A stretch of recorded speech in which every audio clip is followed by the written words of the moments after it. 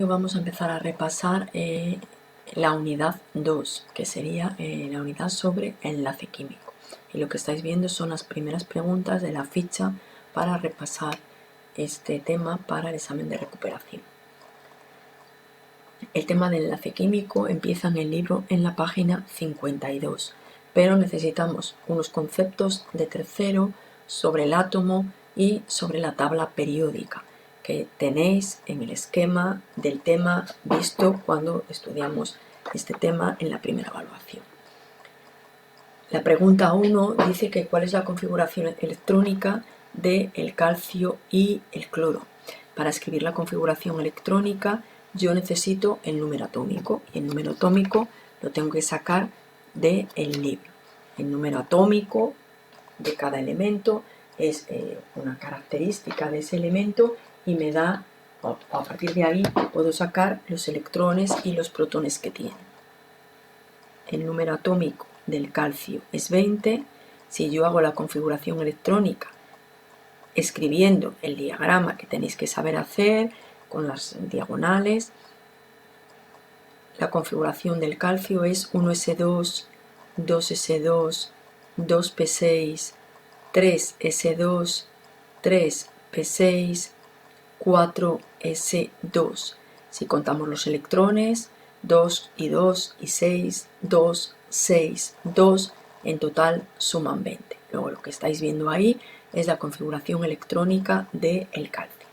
Si yo busco el número atómico del cloro, pues el número atómico del cloro es 17. Luego tiene 17 electrones y la configuración electrónica es 1s2, 2s2, 2p6, 3s2 y 3p5. La capa de valencia, que es muy importante en todo este tema para trabajar el enlace químico, la del calcio es 4s2, que es la última que tiene, y la del cloro 3s2, 3p5. Esa es la última capa, el último nivel energético, y esa sería su capa de valencia con 7 electrones de valencia. El calcio está en el grupo 2, está en los alcalinotérreos y esa parte pertenece a los elementos metálicos. Por lo tanto, el calcio es un metal. El cloro está en el grupo 17, a la derecha de la tabla periódica, y en ese grupo los elementos que tenemos son elementos no metálicos o no metales. El enlace que se forma entre calcio y cloro, al ser un metal y un no metal, es un enlace iónico, porque se están uniendo un metal y un no metal. ¿Cuál es la fórmula? Pues la fórmula entre calcio y cloro es una sal binaria CaCl2, puesto que la valencia del calcio es 2 y la del cloro en las sales binarias es 1. Dice el ejercicio 2 que entre qué elementos se forma un enlace iónico. Pues tiene que ser entre metal y no metal. Por ejemplo, entre el magnesio y el azufre, el magnesio con el bromo y el magnesio con el yodo. El potasio con el azufre, el potasio con el bromo y el potasio con el yodo. Y el cloro, que me lo he comido, que estaba aquí, ¿vale? Siempre tiene que ser un metal con un no metal. Por lo tanto, magnesio azufre, magnesio cloro, magnesio bromo y magnesio yodo. El potasio con el cloro, el potasio con el azufre, el potasio con el bromo y el potasio con el yodo. Calcio con el cloro, calcio con el azufre, calcio con el bromo y calcio con el yodo. Todas esas parejas, metal con no metal, formarían un enlace iónico. Si en los compuestos iónicos no existen las moléculas individuales, ¿por qué no existen? Porque están formando una red iónica formada por millones de iones positivos y negativos ordenados en las 3 dimensiones del espacio. Luego ya lo dice la primera parte, no existen las moléculas.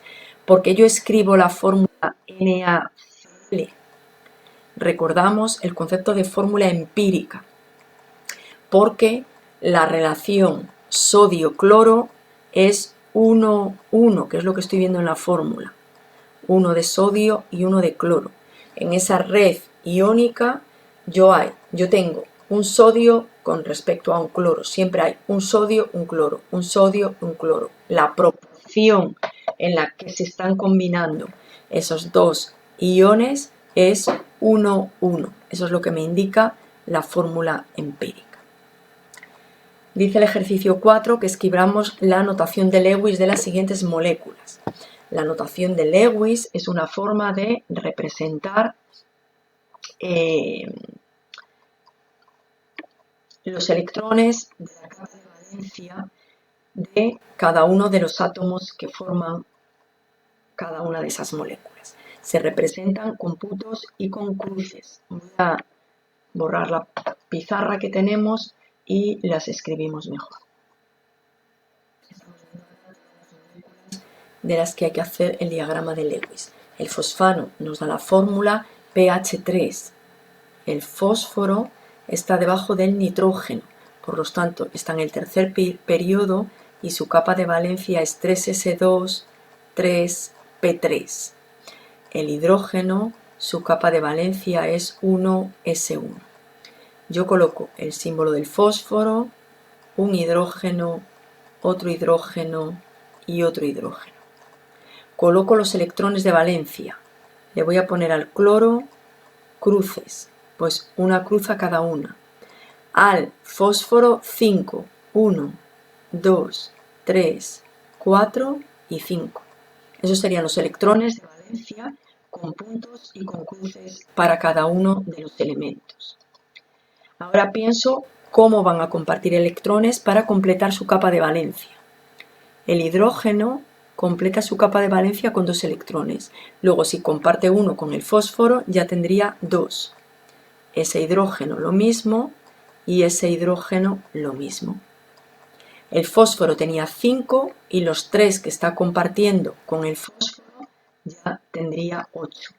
Por lo tanto, la molécula que se ha formado sería un enlace covalente ahí, otro enlace covalente ahí y otro enlace covalente ahí. Se forman 3 enlaces covalentes simples y al fósforo le quedaría este par que estáis viendo aquí abajo, ese, para él solo, que lo representaría con esa rayeta. Y esa es la molécula de fosfano. El metano tiene carbono. El carbono está en el segundo periodo. 2s2 y 2p2. Está en el grupo 14. Y el hidrógeno 1s1. El metano es CH4. Tengo que poner el carbono. 4 hidrógenos. 1, 2, 3 y 4. Cada hidrógeno tiene un electrón de valencia. Y el carbono tiene 4. Lo pongo con cruces y lo pongo con puntos. ¿Cómo completa la capa de valencia el hidrógeno? Pues comparte 1 y ya es estable. Comparte 1, comparte 1 y comparte 1. Luego los hidrógenos, compartiendo, formando un enlace covalente simple, son estables. El carbono tenía 4 electrones y 4 que está compartiendo, se quedaría con 8. Se han formado 4 enlaces covalentes simples. Dibromo es Br2. Luego se unen 2 átomos de bromo. El bromo está en el cuarto periodo. Vale, perdón, porque aquí voy a quitar este 2. La configuración electrónica del átomo de bromo es 4s2, 4p5. Tiene 7 electrones en la capa de valencia, pues lo mismo que el flúor y lo mismo que el cloro. Si se unen 2 átomos de bromo, yo tendría que escribir eso. 7, 1, 2, 3, 4, 5, 6, 7. 1, 2, 3, 4, 5, 6, 7. Para llegar a tener 8, lo que pueden hacer es compartir un par. De esa manera, cada átomo de bromo tiene sus 7 electrones y el otro que está compartiendo. Y se ha formado un enlace covalente simple entre los dos bromos. A este le quedarían 3 pares para el solo y a este otros 3. 3 pares de electrones no enlazantes a cada uno de los bromos. Ácido fluorhídrico, HF, es fluorhídrico al revés. El hidrógeno 1S1, el flúor 2S2 y 2P5. Capa de valencia que yo la estáis sacando por su posición en la tabla periódica. El hidrógeno tiene un electrón en la capa de valencia y el flúor tiene 7. Luego, para llegar a ser estable, recordamos que todos los elementos son estables con 8 electrones en la capa de valencia, excepto el hidrógeno, que por estar en el primer periodo es estable con 2. De esa manera, el hidrógeno ya tiene 2 y el flúor tiene sus 7 y otro que comparte 8. Y se ha formado un enlace covalente simple entre los dos átomos. Al flúor, además, le quedan 6 electrones para el solo o 3 pares de electrones. Ácido sulfídrico. Pues el ácido sulfídrico es H2S. El hidrógeno es 1S1. El azufre 2S2, 2P4. Yo pongo el azufre en el medio y los dos hidrógenos a los dos lados. Un electrón y un electrón. Y el azufre 6. El hidrógeno, para ser estable, pues comparte 1. Y el otro hidrógeno 1. Y el azufre ya se quedaría con 8 electrones. Se formaría un enlace covalente simple, un enlace covalente simple, y al azufre le quedarían 4 electrones, los 4 que estáis viendo solos, electrones no enlazantes. Dinitrógeno, N2, y la configuración del nitrógeno 2S2, 2P3. Pues un nitrógeno 5 electrones tiene, 2 y 5. Y el otro 1, 2, 3, 4 y 5. ¿Qué comparten?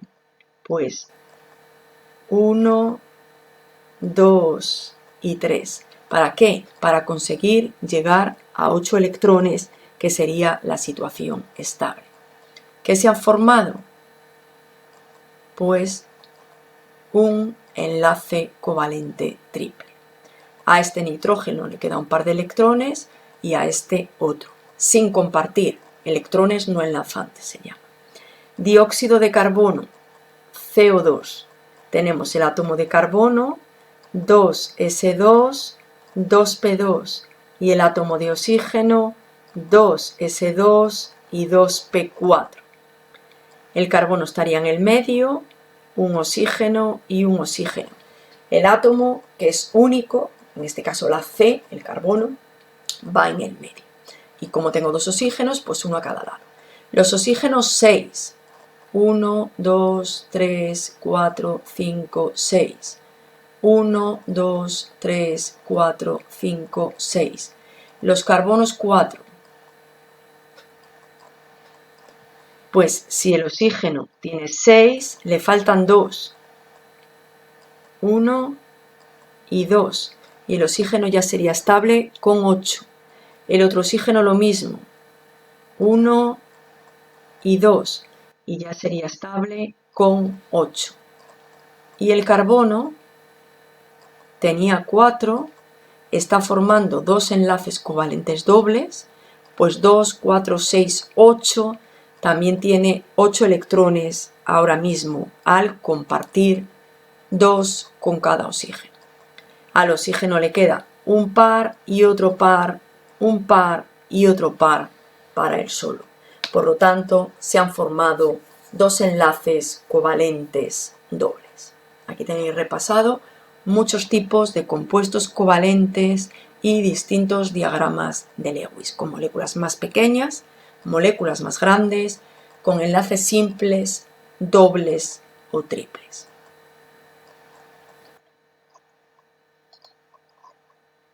En el ejercicio 5 nos manda a completar la siguiente tabla. Dioxígeno, pues dioxígeno lleva dos átomos de oxígeno, O2. ¿Qué tipo de enlace hay? Pues entre dos átomos de oxígeno, que los dos son no metales, el enlace es covalente. El estado natural de cualquier compuesto covalente puede ser gas, líquido o sólido. La mayoría son gases y en este caso el oxígeno está en el aire, es un componente del aire, es gaseoso. El punto de fusión y el punto de ebullición muy bajo. Conductividad eléctrica en estado natural, pues en este caso ninguna. Agua, que es H2O, se une el hidrógeno al oxígeno. Dos no metales, enlace covalente. Estado natural, en este caso el agua, a temperatura ambiente, está líquida. El punto de fusión es cero, lo sabemos, pero es un punto de fusión bajo. Menos que el del oxígeno, pero es bajo. Es un poco más alto por la polaridad de la molécula. Y la conductividad eléctrica en estado natural, nula o muy baja. Cloruro de sodio, se une cloro y sodio. Cloro no metal, sodio metal. No metal con metal, enlace iónico. Todos los enlaces iónicos, todos los compuestos iónicos, su estado natural es el estado sólido. Punto de fusión alto. Conductividad eléctrica en estado natural no lo conduce. Solamente lo podría conducir si lo disolvemos o lo fundimos. Por lo tanto, en estado natural no conduce. Magnesio. El magnesio es un metal. El enlace que hay entre los átomos de magnesio, enlace metálico. Estado natural, sólido. Todos los metales, excepto el mercurio, están en estado sólido. Punto de fusión alto. Conductividad eléctrica en estado natural, pues conducen muy bien la corriente eléctrica. Grafito. El tipo de enlace es covalente. El grafito es un tipo de red con enlace covalente. Estado natural, sólido, porque está formando una red con fuertes enlaces entre los átomos de carbono. Punto de fusión alto, porque está formando una red con enlace covalente. Y conduce la corriente eléctrica, sí, porque está formando por láminas y entre lámina de carbono y lámina de carbono hay electrones libres que pueden conducir la corriente eléctrica. Continuamos con la pregunta 6. Dice que es un enlace covalente polar. En un enlace covalente se comparten electrones entre dos átomos. Esos electrones que se comparten pueden estar situados simétricos con respecto a los dos núcleos, a los dos átomos que comparten los electrones, o pueden estar más próximos de uno de otro. ¿De qué depende eso? Depende de una propiedad de los átomos que se llama electronegatividad, que es la fuerza que ejerce cada átomo sobre los electrones que comparten. Cuando un enlace es polar, los electrones que se comparten se sitúan más cerca de un átomo que del otro, porque esos dos átomos tienen diferente electronegatividad. El átomo que tiene los electrones más cerca de él acumula carga eléctrica, se forma un polo negativo. El otro átomo que tiene los electrones más lejos queda desprovisto de electrones y sobre él se forma un polo positivo. Por eso se llama enlace covalente polar. Y para eso tienen que compartir electrones dos átomos diferentes. ¿Qué es una red cristalina iónica?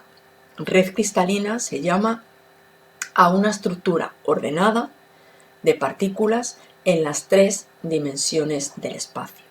Esa estructura ordenada puede tener una forma tetraédrica, puede tener una forma hexagonal, una forma cúbica, pero es una estructura ordenada en las tres dimensiones del espacio. Si es una red cristalina iónica, las partículas que están formando esa estructura son iones, positivos y negativos. La configuración electrónica de un elemento es 1s2, 2s2, 2p6, 3s2, 3p6, 4s2, 3d10, 4p6, 5s2. Llega hasta 5s2. Ese final es muy importante. Este final, que es el nivel más alto, esa es la capa de valencia. Ese 5, que es el nivel, coincide con el periodo en el que se encuentra ese elemento. Luego ese elemento cuya configuración electrónica termina en 5, nivel 5 de energía, coincide con el periodo en el que se encuentra, periodo 5. S es la zona en la que se encuentra en el elemento, que estará en la zona S. La zona S es la zona de la izquierda de la tabla periódica. Tiene dos columnas. La primera sería para todos los elementos que terminan en S1 y la segunda columna para todos los elementos que terminan en S2. Por lo tanto, el grupo en el que se encuentra este elemento es el grupo 2 de la tabla periódica.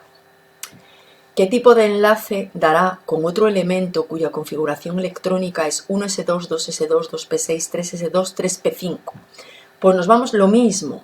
Al final, 3s2, 3p5. Ese es el nivel más alto que tiene esta configuración electrónica. Me fijo en el número de delante. 3s2, 3p5. Este elemento está, vamos a repasar lo mismo, está en el tercer periodo, porque su nivel de energía, el último, es el 3. Pero termina en P5. Eso significa que está en la zona P, que es la zona de la derecha de la tabla periódica, que son las 6 columnas finales de la parte de la derecha. Pues de las 6 que hay, él está en la quinta, porque es P5. Pues va P1, P2, P3, P4, P5, P6. Pues la columna P5 es la penúltima de la tabla periódica, que sería el grupo 17. 1 está en el grupo 2, que sería un metal, porque en esa columna están metales, toda la parte de la izquierda de la tabla periódica son metales, y P5 es un no metal.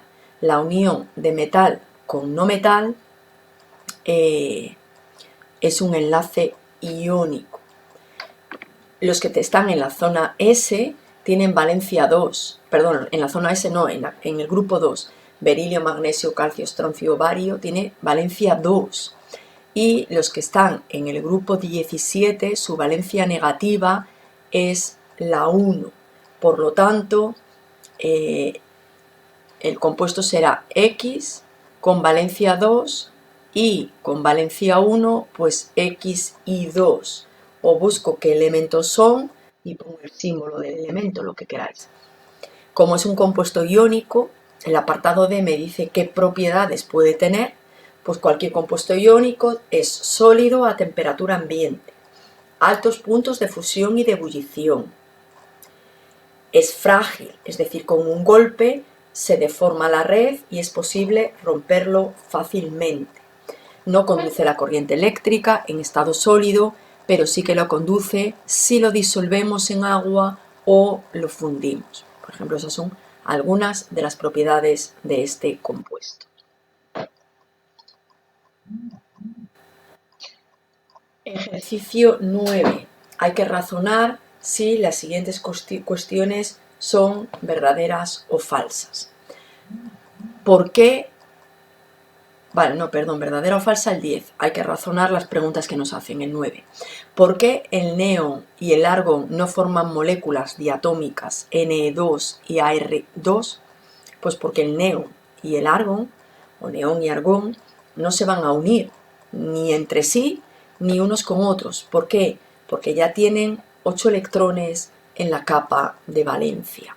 Como ya tienen 8 electrones, terminan en S2P6, pues no se unen, no necesitan compartir electrones con nadie ni consigo mismo para ser estables. ¿Por qué el carbono forma normalmente 4 enlaces covalentes? Pues porque su capa de valencia es 2s2, 2p2. Luego aquí tiene 4 electrones de valencia. Pues si comparte esos 4 electrones de valencia que tiene, de valencia, no sé por qué he puesto plural. Si comparte esos 4 electrones, forma 4 enlaces covalentes. ¿Por qué las sustancias iónicas conducen la corriente eléctrica cuando están disueltos? Una sustancia iónica está formada por iones positivos y negativos, formando una red. Para conducir la corriente eléctrica tiene que haber movimiento de cargas eléctricas. Pueden ser electrones o pueden ser iones. Cuando estos iones positivos y negativos están en posiciones fijas, unidos en la red, como no se pueden mover, pues no conducen la corriente eléctrica. Cuando yo lo disuelvo en agua, el agua lo que va a hacer es una atracción sobre esos iones, los separa de la red y los va rodeando de moléculas de agua. Y lo que vamos a tener cuando el compuesto iónico está disuelto son los iones positivos y negativos libres, rodeados de moléculas de agua. Como los iones positivos y negativos están libres, pueden moverse y al moverse pueden conducir la energía eléctrica o la corriente eléctrica. Apartado de los revestimientos de los hornos de alta temperatura, se fabrican a menudo con componentes como el óxido de magnesio o el óxido de aluminio. El óxido de magnesio, el óxido de aluminio son compuestos iónicos. Los compuestos iónicos tienen altas temperaturas de fusión y de ebullición. Por lo tanto, nosotros podemos fabricar un alto horno que alcance altas temperaturas con estos materiales porque no se van a derretir, digamos, no se van a fundir, porque son compuestos iónicos. Y los compuestos iónicos tienen altos puntos de fusión y de ebullición. ¿Por qué los compuestos iónicos en general son frágiles? Frágiles significa que son fáciles de romper. Lo estamos viendo ahora en esa pantalla. Aquí estamos viendo cómo sería un enlace iónico. Enlaces iones positivos y negativos. Los iones negativos los estáis viendo de azul, los iones positivos de rojo. Si yo le doy un golpe, que está representado ahí con esa flecha verde, y deformo la red, pues la parte de arriba se va a mover, se va a desplazar. Y al desplazarse, pues lo que voy a hacer es aproximar iones del mismo signo. Lo veis aquí, hilos positivos. Entre iones del mismo signo aparecen fuerzas repulsivas y se va a romper aquí por donde estáis viendo la línea de puntos. Por eso el compuesto iónico es un compuesto frágil. Al darle un golpe, tiene que ser un golpe que deformemos o movamos ligeramente una parte de la red con respecto a otra. Eso hace que los iones del mismo signo se aproximen, aparecen fuerzas repulsivas entre iones del mismo signo y se produzca una fractura del cristal por esa parte. Siguiendo con la última, los metales son buenos conductores del calor. Sí.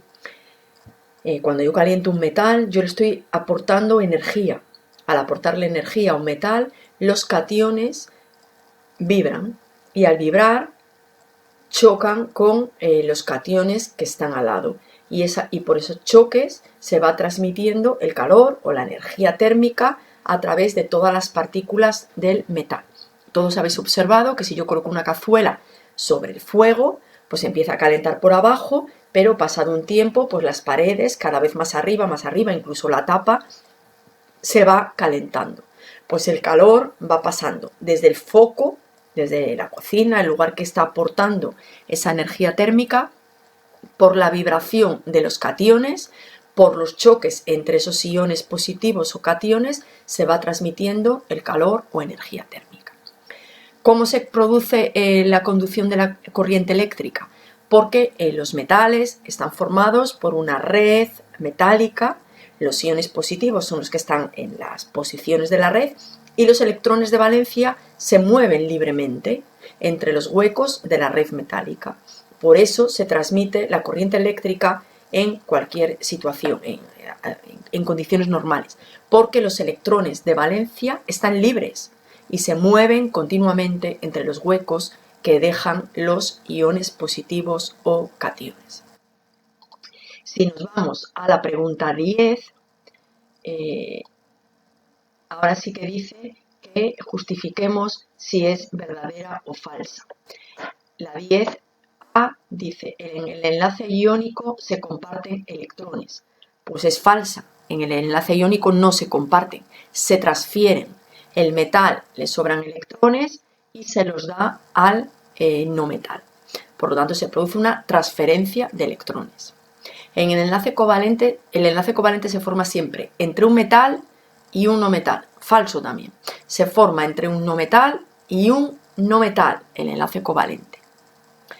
Si es metal con no metal, sería iónico.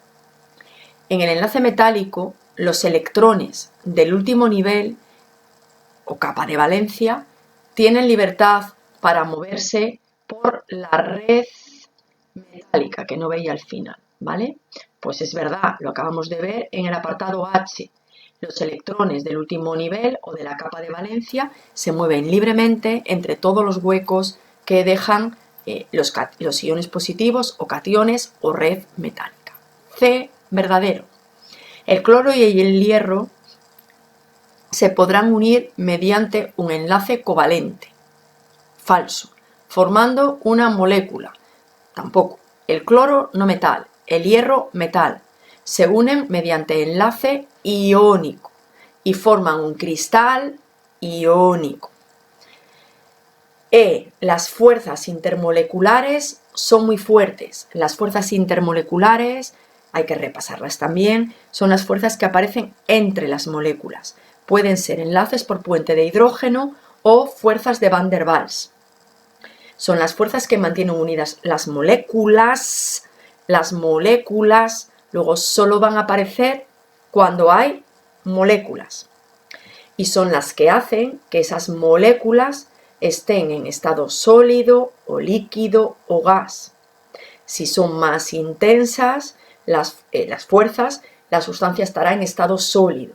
Cuando las fuerzas son un poco menos intensas, pues la sustancia estará en estado líquido, y cuando las fuerzas entre las moléculas son muy débiles, la sustancia estará en estado gaseoso. Pero en ningún caso las fuerzas intermoleculares son muy fuertes, porque son fuertes los enlaces entre los átomos.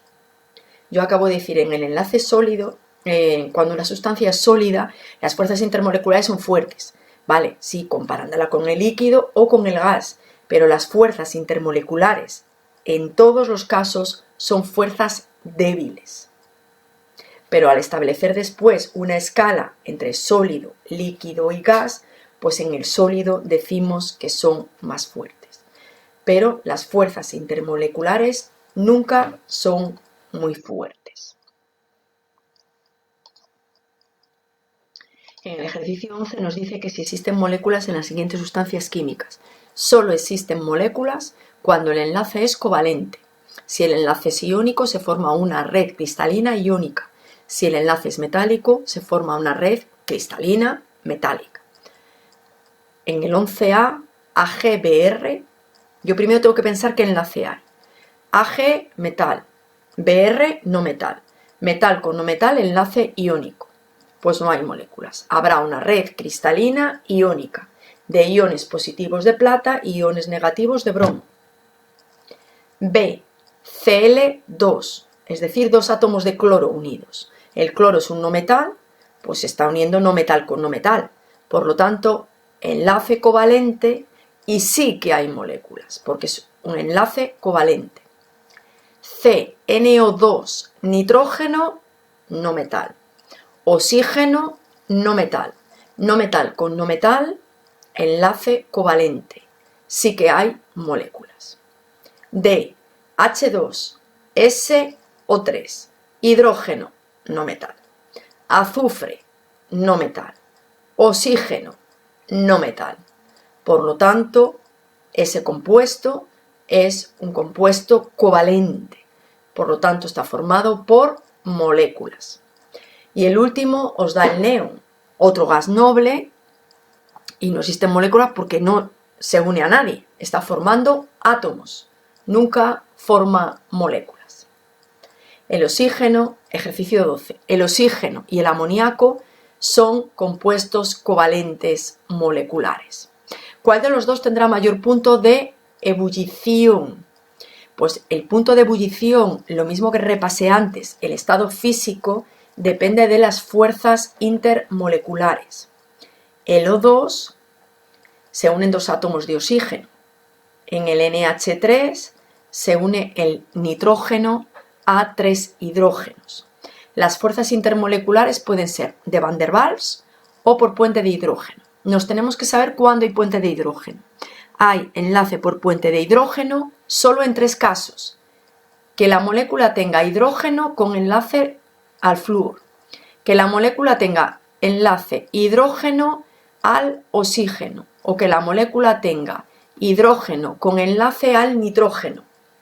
¿Tenemos alguno de estos casos? Sí, aquí. Tenemos 3 hidrógenos unidos al nitrógeno. Luego aquí hay fuerzas por puente de hidrógeno. En el oxígeno no hay puente de hidrógeno. Pues si no hay puente de hidrógeno, hay fuerzas de Van der Waals. Una vez que sabemos las fuerzas que hay, las fuerzas por puente de hidrógeno son algo más intensas que las fuerzas de Van der Waals. Por lo tanto, estas son más intensas. Eso significa que las moléculas están un poco más unidas.